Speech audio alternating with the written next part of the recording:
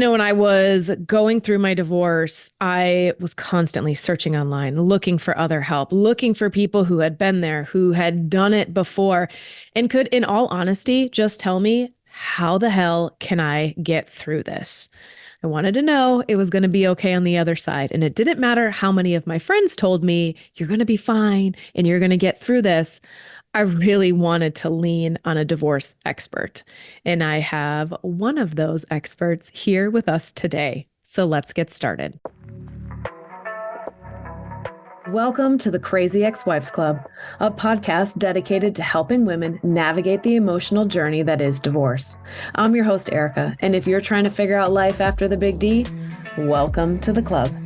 Whether you're contemplating divorce or dealing with the aftermath or any of the many phases in between, the club has got you covered.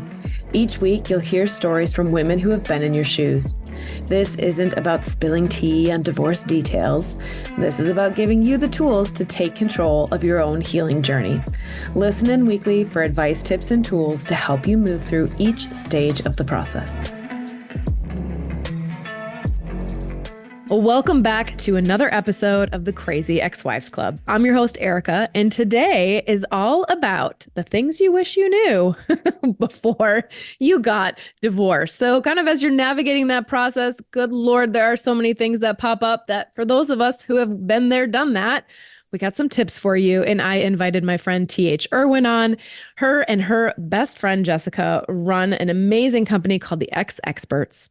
They have a podcast called Divorce, Etc. And they truly are your girlfriends through divorce and life after. So TH, welcome to the podcast. I'm excited to have you here today.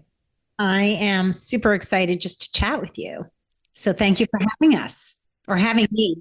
Right. Absolutely. We got half of the fabulous duo, but you can see both of them if you pop over to their social handles and follow along. As always, all of those are in the show notes as well as the episode description. So we won't bore you with that right now. But I wanted to have TH on because when we look at the Crazy Ex-Wives Club podcast and Divorce, Etc., we're seeing it all right now, you guys. We are deep in the process of helping people navigate through divorce, through life after.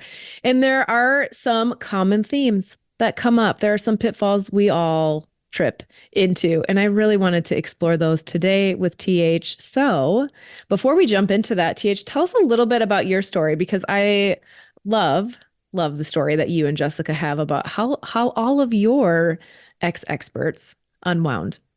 I mean, you can't make this shit up.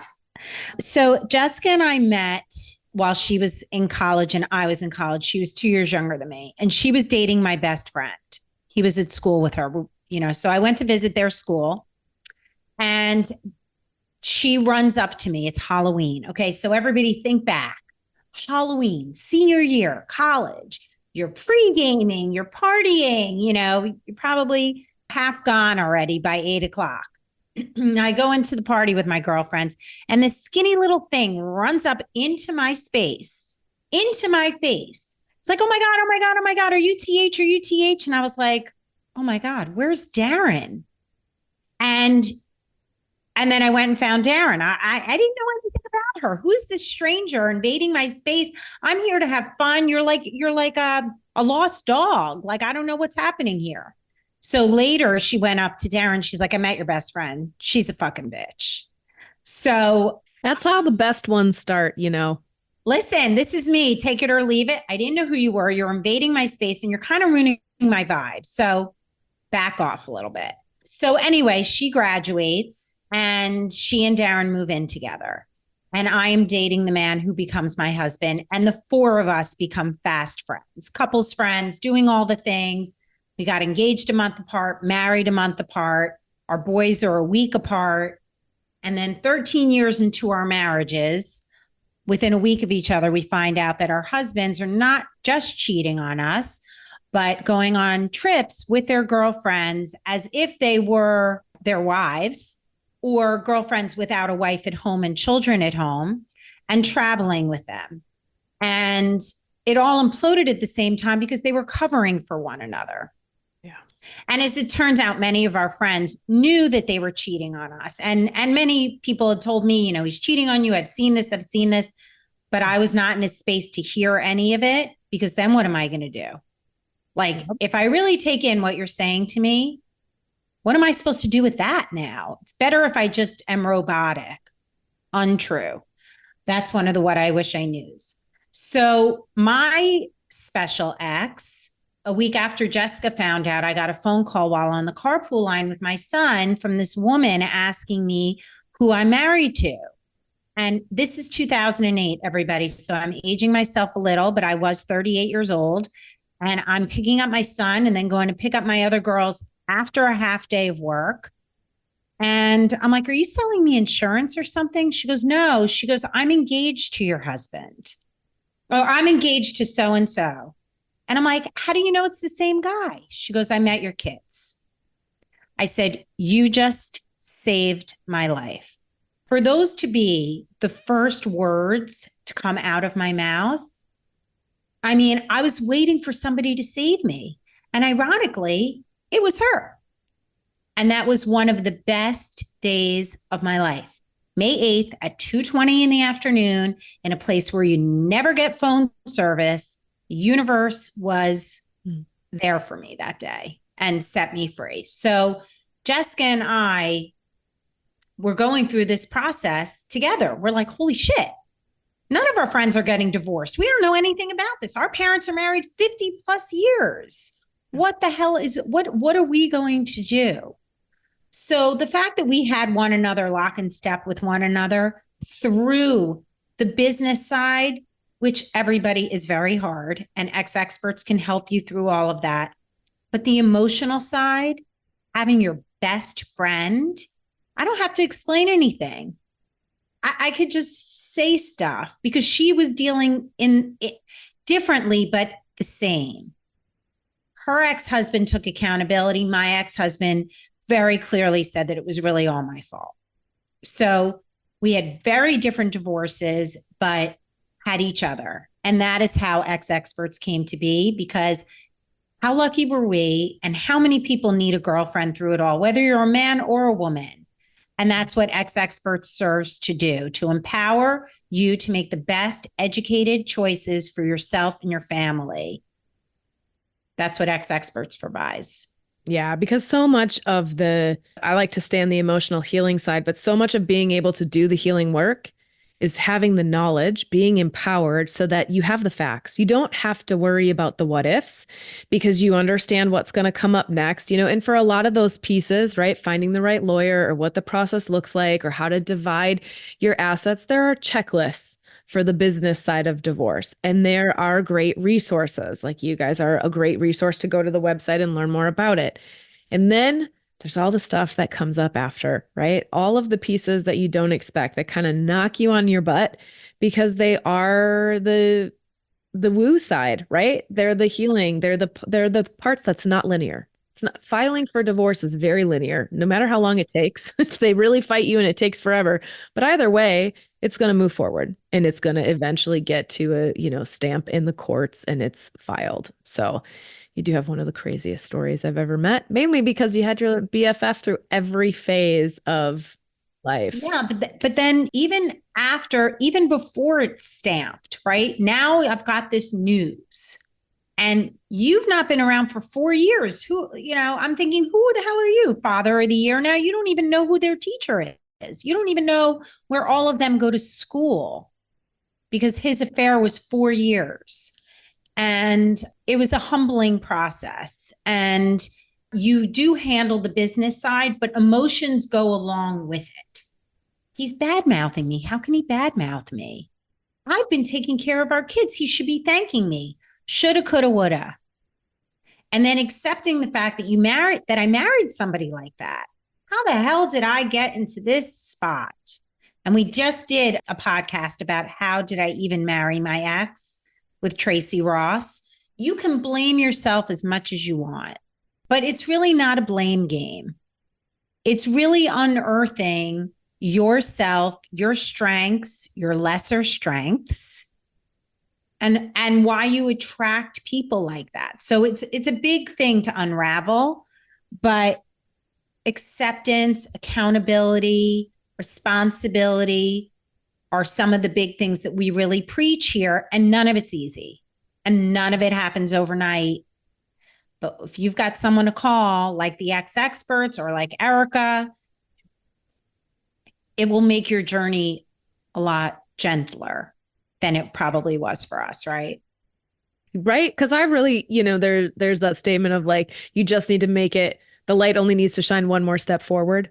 You don't need to see the whole pathway. It's going to unfold one step. I love that. I'm going to write that down. Right? I'll find the real one for you. But you don't need to see the whole staircase. You just need to take one step. And that's what it felt like. I felt like I'd take one step forward and then I'd get knocked on my butt 2 steps back and I'd pick myself up again. And it was a lot of test and learn because my personality is I'm going to dive into it. I want this fixed and I want it fixed now. And so what is the book I need to read or the person I need to talk to or the mindset I need to shift to get through it? And the reality is that for a lot of people, that is not the case. So I found that there were these 3 phases. So let's look at what we've kind of seen in those 3 phases. The first phase is, and you've already kind of mentioned as this was one of your ahas, is the figuring out, do I stay or do I go? It's lining up to what you really want. Because even when you get divorced, I filed, I still afterwards had to do the work to be like, no, this is what I want.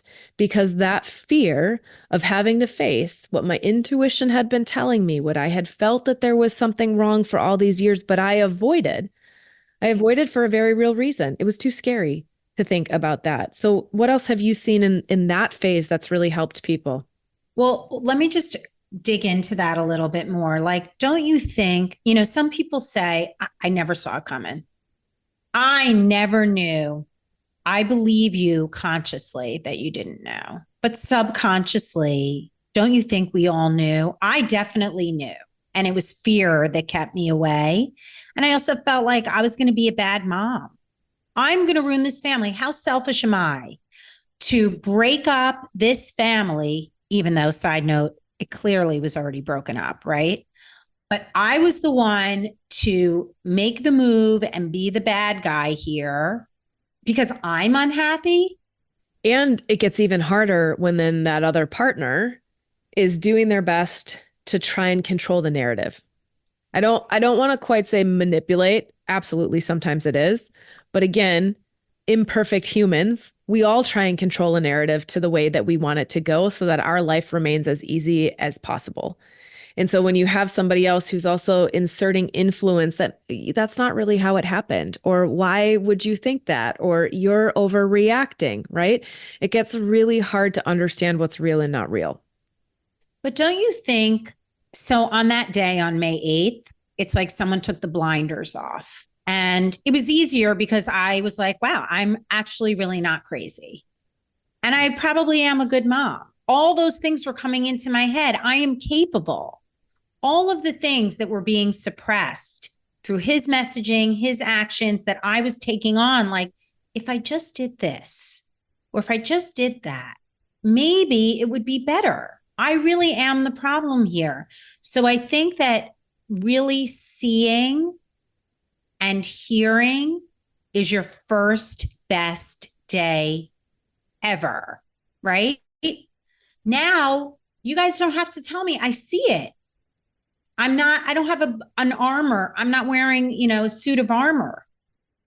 I am unplugged and now I'm very aware. And as soon as you can hear and see things, it's going to hurt you, but let it hurt you and let it make you angry and let it give you the impetus to be like, I deserve better. I want something else. And I think my story was, I was far more afraid to move forward. I had walked myself back to being in love with him. I'd really fallen out of love with him when my child was, I don't know, a year and a half. Like I just was constantly annoyed. And I was like, oh, self-development books, love is a choice, choose. And I did the work and chose to come back to the relationship. Unbeknownst to him, I was doing the work to continue to choose the marriage. And all those fears were there. Right. And so when I found out, I found out because we used one computer with his shared password, and all the photos were in his deleted emails. Isn't it amazing? Like they can be intelligent human beings, but they're just not that smart. It's so interesting because I just was like, what am I finding? And I remember for me, I definitely had a very severe traumatic reaction to it, like in shock. I ended up getting in my car after confronting him and I couldn't figure out where I could drive to. So I was like just driving around the block. And is this really happening? Is this really happening? Like what is going on right now? And after I got through some of that shock, I was like, oh, you did know this. You knew this. You stopped. And it's okay. It is. And I had to forgive myself years later. I had to forgive myself for not listening to my intuition because at the time I made the best choice I could. I was too afraid to figure out what this meant. If I really confronted him and he said he didn't love me anymore, or, when I found out about the other women, like that was more than my system was able to handle. But once you know, it's time to move through it. You get to move through it. I was no longer in this space for years of holding, like he'd go out and I would be like trying to cast protection spells over us and our little family that he wasn't cheating, that he wasn't going to leave. And talk about the stress on me of I'm trying to hold these pieces together versus once it was out, it was out. And now it hurt, but now we're finally moving forward. The truth does set you free, and knowledge is power. And those two phrases are used a lot, but they should be heard a lot. I think something else that you mentioned and talking about how you feel, when you find out, one person is always more emotionally prepared than the other. I already grieved the loss of my marriage. The cheating's not what ended our marriage. Our marriage was over way before his 4 years of his affair. So the affair set me free. That wasn't what ended our marriage. But I did have time to process the grief of losing the family, whether I was aware of it or not. Jessica was not. Jessica had been with Darren half her life. Who was she without Darren? It was Darren and Jessica and Darren, and it took her time to process. And it didn't mean she didn't hold fast on her decision, because truth of the matter, just because the story's not crazy enough, he now has 5 children with 3 women. He has cheated on 2 of the other women. And so whatever, they co-parent beautifully together, but he is not a great role model for, a relationship and a dad. But she didn't have the time to process the grief. So she was very, very sad. And Darren was delusional. I don't know what he was thinking. Like, what's the end game here? Same thing for my ex. Like, really? You bought her an engagement ring? Like, where are you going with this? How is this story going to wrap up? And so what I was saying, they're just not that smart, right? Well, they're just not thinking, when it comes to the infidelity part, right? Because I also spent a good year trying to understand, why does somebody cheat? What causes somebody to cheat? What's the reason? And it comes down to, right, that they have an emptiness and they need to fill the emptiness. And when you start getting those hits, right, those dopamine hits, my ex was at first started, he just wanted to go out and have a few drinks after work. And then it was, he was going out with other coworkers and, having fun, right? And then eventually that transitioned into a woman, because it feels good to get attention and it feels good to flirt, right? And it's one more step, and I just need a little bit more, and I need a little bit more. And all of a sudden, and same thing, if you're processing through your divorce, years can pass and you're like, holy shit, how did I build this or not build this? Depending on if I really wanted to get clear on what was going on, that they're not. When you're in that mode, when you're trying to deceive somebody who you vowed to love, you're not thinking clearly. You're not doing things that you're proud of. And if you don't do the work, then it happens again. Like you were saying, and it continues to show up. Hello, my crazy podcast family. It's time to level up your connection and become a club member. If you've loved the content but are craving answers to your specific questions, if you're looking for a way to get help when you need it, if you're ready to move from just listening to creating change in your life, it's time you became an Instagram subscriber.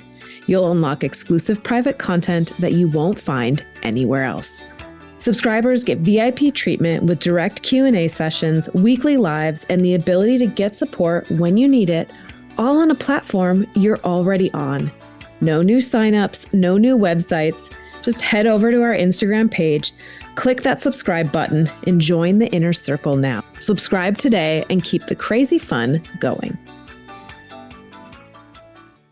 So I'm going to ask you a hard truth that I will answer for myself. But the hard truth is, and everybody says, but I have beautiful kids. Did you make a mistake marrying the man you married? Knowing what you wish you knew? I did. And here's why. Because I didn't know who I was. And I was type A personality. I was completing a checklist. I had never really dated anybody. Nobody had ever lasted more than 3 months of dating until my ex-husband. And so I had created all these stories. Well, nobody lasted as long as him. Well, but the reality is we weren't having the conversations. Now, in the moment, 5 years ago, even, this would not have been my answer because I had to learn who I was. I had to learn, what does it really look like? Like in the last 2 years being in a relationship, what does it really look like to have the difficult conversations, to choose to co-create with somebody? I didn't know all that. And in fact, the night that he proposed, there were so many yellow flags. Okay. So it was Christmas. We lived in San Jose. My family still lived in Wisconsin. And a couple days before Christmas, my grandma had passed away. My dad's mom had passed away. And so I was grieving this loss. I was raised in a Catholic family, and I'm not Catholic, but I'm spiritual. But part of my Christmas tradition is midnight mass. And it doesn't have anything to do with the God part. It has to do with the incense. It has to do with the music that is sung. It has to do with this ritual. Tradition. Yeah, that to me is interwoven with my Christmas. Now, my ex is atheist. And so I wanted to go this year. I had never done it in a lot of years, but this year I needed to go to Christmas Mass. I was grieving the loss of my grandma. This was something that I really needed to feel happy about in Christmas. We got in a huge fight. He refused to go. And I sat through that whole Christmas Mass crying. Like, am I with the right person? Is this what's supposed to happen? Like, shouldn't he be here for me? And I came home from that Mass, and he had spent the time while I was gone setting up a little scene at the house, right? Lit all the candles, had the ring tied to my dog's collar so that I walk in crying. And now, but here's the next thing on your list, Erica. This is the thing you've been working for. This is why you stayed in this relationship. You've had issue after issue that he could write off as little things, and he could write off as you're overreacting. And here's the finish line. And so I said yes. And then I was flooded with all of this, like, are you screwing up? Are you making the right choice? And I was like, oh, that's just butterflies. That's just being nervous. This is a big commitment for life. But I didn't know it in the moment. I didn't. I don't know what I would have done differently to have known before. This was part of my journey. Yeah, I was the same. I agree with you. I made a mistake. The plan, from type A to type A, was we were going to live together. That was the plan. I had the apartment picked out, everything. That was the next step. I was comfortable with that. I had just started a job that wasn't making any money, but we were living in New York, like, delusional. Anyway, he tells me to go to work and dress up on a Friday. Friday's dress down day. I'm like, okay, whatever, I'll dress up. And he didn't tell me where we were going. It was like out of a movie. Mm-hmm. I got in the cab. He didn't tell us where we were going. We're at the Empire State Building. His friend works there. We got access to go up on top. He's like, what view do you like? Like, I literally was an idiot. I was like, oh, this is so nice, whatever. Like, it's cold. Whatever. It's cold. It's New York. I find a view I like. I turn around. He's on a knee. I literally was like, oh my God, what are you doing? What is happening? And then it was a snowball effect, like you were saying, right? Okay, so we're going to get engaged, and I have a beautiful ring. We went back to our apartment. All of our friends were there. And then we have a date, and then we have a wedding, and then we're picking out stuff. And then we just go, go, go. And Darren and Jessica got married a month earlier. And it was exciting. Oh my God, I'm getting married. I have pretty things. It's so fun. All my friends are coming, big party. No communication, no communication. That wasn't what we talked about. And I don't like the fact that I really did. I wanted a plan. I didn't want to rush into anything, but I didn't say anything. So that's not his fault. And I went with it. And honestly, we waited 5 years before having kids. We traveled a lot, but I was building an independent career. I went and got a master's degree. I was building a career for myself. But I didn't know who I was, to your point, when I met him. I'm still in college. I'm still thinking about partying on Halloween at Darren's Halloween party. This is like grown up, like serious stuff here. And it was a mistake. I didn't know my identity as an adult. I knew who I was as a college girl with very little responsibility. And what do I have to tell you anything for? I got my girl gang. He wasn't even my person. Yeah. Yeah. And I think, like I loved my ex. I'm sure you loved your ex too. It just wasn't I shouldn't have married him. It should have been a relationship that I really learned and I grew through, but that had an ending to set me up for the next chapter. Yeah. I just wanted to get to the next thing in life and dove in and ignored all the little pieces and thought we all wanted the same thing. So, yeah. The messages we tell ourselves can be so damaging, but then we tell everybody, well, put positive messages into your head. But those can be damaging too if they're misleading and unrealistic. So be real. So one of the what I wish I knews that you talked about earlier, trusting your intuition, my biggest one was that I wish I had trusted my gut. My gut was screaming. And I was crying and I was unhappy and I had seen lawyers. And the fact that I opened up to my mother, who is not my person in any way. I basically married my mother. So there you go. I was crying to her and my dad. Yeah. That's how desperate I was. And I still couldn't find my way out. And we talk a lot of times about if he didn't cheat, what would you have done? So now I'm going to ask you another question. What would you have done, Erica, if you didn't see those pictures on your computer? I would still be there today. Really? I would, because I didn't know any better. So I grew up really valuing commitment and longevity. One of the first examples of that was I remember what a big thing it was when we celebrated my grandparents' 50th wedding anniversary. My mom made a big deal about it. They went to Hawaii. It was the biggest trip, my grandparents had ever taken. We had a huge party to send them off. And I remember my mom being like, oh, that's goals. That's goals to have a 50th. So that starts clicking in my head, right? That I want to find the one that I'm going to have this 50th wedding anniversary with. My second one was my dad worked at one company almost his entire career. So, and I was at my company for 19 years. Longevity, valuing being committed and working through it and not giving up were core values. And so I think, to be honest, I don't know that I would have ever found my way back out. I was insanely unhappy. I was constantly arguing and crabby. I was angry at everybody. Things were really hard. I tried to control all the details. I was miserable. But I think because I was so miserable, I think I was so far down this rabbit hole of blame that it was everybody else's fault that I might have just stayed there. You surrendered. Mm-hmm. And so it saved me because it forced me to have to make a change that I would have never been ready to make on my own. Fear had truly taken over my entire life. Everything was run by fear. I was so shut down. And then I didn't have a choice. Well, you still had a choice. No, you had a choice. There are plenty of people that stay. Oh yeah. And I tried and I did. So my thing was I wanted this to work. I was ready to forgive him. I was ready for it to stay, but I had to do the work to figure out who I was, right? What did I want? How did I want to be in relationship? What did I want a partner to be in relationship? And if that person wasn't willing to show up that way, was I willing to pick me this time and find somebody who was? And that's what I mean by like, it forced me to have to do that growth.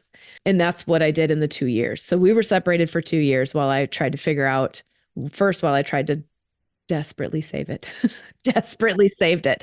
But I found me in the process to the point where I was like, huh, I'm a good person.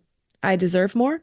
I want more and I'm ready for more. This is over. And that was part of, that learning to define who you are, which to me is that second big phase of your process is whether It's a gift. yeah. It is such a gift and a privilege. Divorce has this huge stigma. Oh my God. Oh my God, they're getting a divorce. Did he cheat? Did she steal? What's wrong with her? How come she couldn't make it work? You know what? Welcome to 50% of all marriages, everybody, and 70% of all second marriages because you didn't do the work after the first one. Jessica's divorced 2 times, and she's the first to say, you know what? I didn't do the work. And now she's doing the work. And like I said at the beginning, none of this is easy. This isn't always a celebration. For me, it was because I felt like I was suffocating. I mean, I didn't feel like it. I literally was suffocating and I would not have stayed. I like to believe that because I had seen lawyers and the messaging was getting louder and I was literally at my wit's end.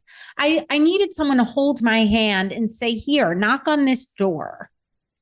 And I don't know who that person would have been, which is also why we created exExperts, but I would have gotten there because I was unrecognizable. I had withdrawn from all of my friends. I was kids up, kids school, go to work, kids home, kids ate, go to bed. That's it. That was my life. And living in denial. And we had actually, Jessica and I, we traveled a lot together as couples. We went away in March to go skiing. And my ex showed up 3 days late because he was busy in Vegas with his girl. But we were with other couples. And he made me so miserable that I wanted to go home. I was on a gorgeous vacation in Vail, Colorado. And I would have rather lived in a hole by myself than been there with him. Yeah. So I do believe that I would have gotten out because like nothing, all of the superficial crap wasn't even working.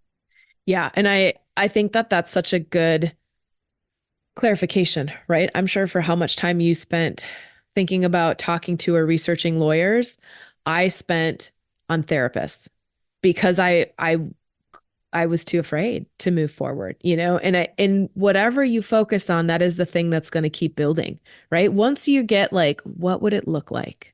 What would it look like if I got divorced? Then you gotta look at that path and you gotta decide if like, hey, will it get better? Will it get better? Or will it get worse? And knowing that we can all attest, any time you get divorced, especially with kids, it makes life more complicated. My life has not gotten easier by having a divorce, but it has gotten so much more joyful because I did the work. More fulfilling for yourself. Let's put everybody else aside, right? Just TH and just Erica, not even his moms, not his daughters, nobody else. I have arrived now. A lot of work, other relationships. I mean, a lot of damage control, a lot of learning, a lot of like slaps in the face. Like you freaking did it again, TH. Like how many times do I have to give you the lesson? Wake the F up already. But for me, it took a few times. Maybe I'm not that smart either. Me too. That's part of the process. You get there when you get there. Don't ever regret the time that you took processing the grief, figuring out what it's going to be. That was at least 4 years for me. And I don't look back at it as a waste of time. I look back at it as a time for me to process. Yeah. And I'm curious if you have seen the same thing. I think it's about 5 years to finally say you've arrived on the other side. I think right about 3 years, we all trip. I think you start the process and I think you're like, okay, I've got this, and things are picking up and things are improving. And for me, it was I took on Are we talking about things improving in terms of professional, personal, dating? I think you're feeling better. So I think you're like, okay, I'm finally feeling like me again. I'm excited to start this day. There are things that I'm looking forward to, right? And right about year 3, I think we all trip because I think we get a little like, I made it through. I've got this. And the reality is that those pieces can kind of always come back up. You just get better at not letting them sabotage your day. But right about 3 years, I see people trip and they kind of beat themselves up again. And they're like, why am I here again? Why am I stuck again? How come I didn't get it right again? So you're never stuck afterwards. You just need to stop and look a little harder at things. I was in, and also things don't move at the same time. Your growth could be up here, but your co-parenting is down there and your professional career somewhere in the middle. Everything, it's like a juggling act. I have spoken so many times that when you get a divorce, it's like tentacles of journeys out there. You have a co-parenting journey. You have your own professional journey. You have your own mental health journey. You have dealing with your family and friends journey. You have trying sex again and being intimate with someone journey. I mean, I could go on. There's at least a dozen that come into play, plus the divorce process, the business journey, and now handling your taxes on your own, or you weren't the moneyed spouse. All of those things are happening at the same time, and they're going at different speeds. So that's why I think that we have to stop every once in a while, whether we're forced to or not, because I was ready to run out the door and find Prince Charming. But I had 3 little kids who were like, hold on, Dad's back. Where are you going? Why aren't we all together? You're the worst mother. What? You guys are stopping me in my tracks right now. I'm free. But I have 3 little kids who don't understand what the hell is happening. We have been with Mom for 4 years. Dad shows up. Why aren't we all happy? So wherever you are, wherever those different journeys are, will pull you back and make you stop. And I was in relationships, 2 in particular before my forever man now, but as far as romantically, I met people based on where I was in my growth, my personal growth. And you know what? I wasn't done growing. So then they got to go because I have more to grow, and they can stay where they are and they can hopefully meet someone who's going to meet them at their peak. But their peak was not my peak. And so all, there's so much here that we can unpack. I would just tell everybody, be super present. Whatever you're doing at this exact moment, if you're listening to us, then be listening to us. Put your phone down, go for a walk or whatever, and remove the distractions. If you're with your kids, then be 100% with your kids. If you're at work, be 100%. Don't give 20% to anything, because even if it lasts 5 minutes, at least you absorb the 100%, right? You're talking about spiritually, going to midnight mass. You need to be present for that. Otherwise, why the hell are you there? Yeah. And that was definitely one of the conscious choices I made, because I was so exhausted and my mind couldn't focus. And so I made a very deliberate choice to be present with the one thing. All I could handle was the one thing in front of me, which also meant if I was walking down the road and I got a text message or needed to text somebody, I literally stepped to the side of the sidewalk and stopped. I was no longer walking and texting or driving and texting or moving. It was one thing. If I'm watching TV, the phone is somewhere else. If I'm with my son, the phone is somewhere else. And it is a habit that had to get cultivated. And then I'd get lazy, right? And it'd pop back up. And then I have to be like, no.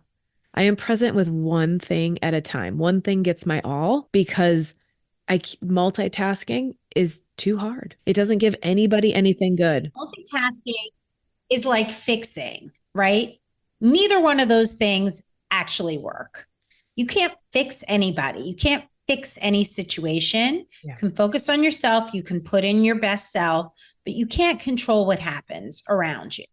So just go with it and learn from it and be aware of it. It may not be great, but listen, you have one life to live and don't waste it. And if you felt like Erica and I had, that we were existing for so many years, I'm sure shit not wasting another single second of my life, whether I have to do my taxes, which I hate, or my daughter's telling me that whatever, some stupid story, I'm there. Because the only person you're hurting by not being present is yourself.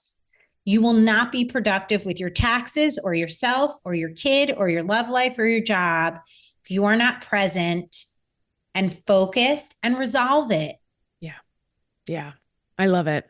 Well, thank you so much for joining me today, TH. You guys, the biggest takeaway, right, is find the support you need when you need it.